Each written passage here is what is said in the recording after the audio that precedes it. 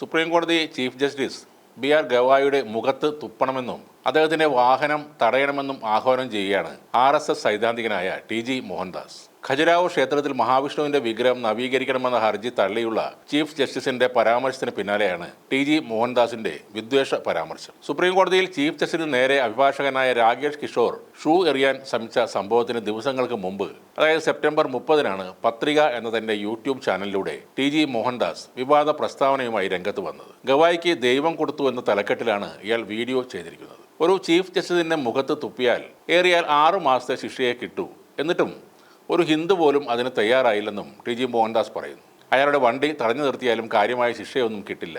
Police പിടിച്ചുകൊണ്ടുപോയി സ്റ്റേഷനിലിരുത്തും, വൈകുന്നേരമാകുമ്പോൾ ഇറക്കി വിടും. പക്ഷേ ഇത് ചെയ്യാൻ ഇവിടെ ഹിന്ദുവില്ല, ഉടനെ ഒന്നും ഉണ്ടാകുമെന്നും പ്രതീക്ഷയില്ല.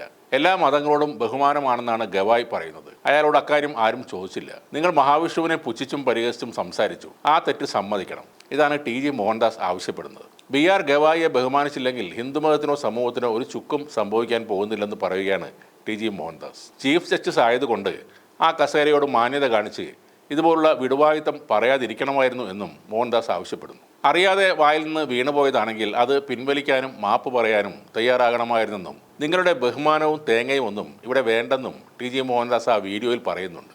2 കോടി രൂപ ഖജുരാഹോയിലെ അറ്റകുറ്റപ്പണിക്കായി മഹാരാഷ്ട്ര സർക്കാരിനെ പ്രധാനമന്ത്രി നരേന്ദ്രമോദി അനുവദിച്ചിരുന്നു. ആ തുകയിൽ മഹാവിഷ്ണു വിഗ്രഹത്തിന്റെ ശിരസിന്റെ അറ്റകുറ്റപ്പണി കൂടിയുണ്ടെന്ന് പ്രത്യേകം പറഞ്ഞിരുന്നില്ല.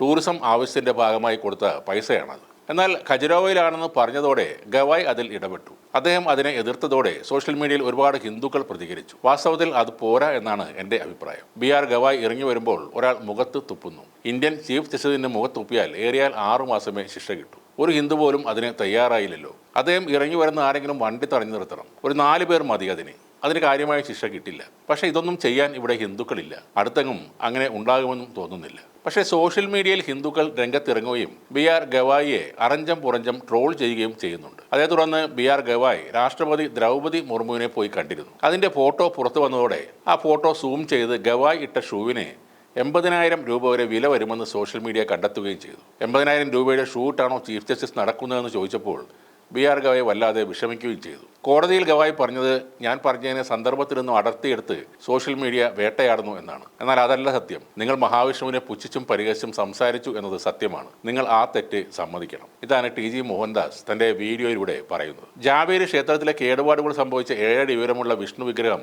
പുനഃസ്ഥാപിക്കണമെന്ന് ആവശ്യപ്പെട്ടുള്ള പൊതുതാൽപര്യ ഹർജി സെപ്റ്റംബർ 16-ന് സുപ്രീം കോടതി തള്ളിയിരുന്നു. പ്രശസ്തിക്ക് വേണ്ടിയുള്ള ഹർജി എന്ന് വിശേഷിപ്പിച്ചാണ് justice B R. Gavai, justice Augustine George എന്നിവർ അടങ്ങിയ ബെഞ്ച് അത് തള്ളിയത്. ഈ വിഷയം കോടതിയുടെ അധികാരപരിധിയിലല്ല, മറിച്ച് ആർക്കിയോളജിക്കൽ സർവേ ഓഫ് ഇന്ത്യയുടെ അധികാരപരിധിയിലാണെന്നും ആ സമയത്ത് ബെഞ്ച് വ്യക്തമായി പറഞ്ഞിരുന്നു. പോയി ദൈവത്തോട് തന്നെ എന്തെങ്കിലും ചെയ്യാൻ പറയൂ. നിങ്ങൾ വിഷ്ണു ഭഗവാന്റെ വലിയ ഭക്തനാണെന്ന് പറയുന്നു. അപ്പോൾ പോയി പ്രാർത്ഥിക്കൂ.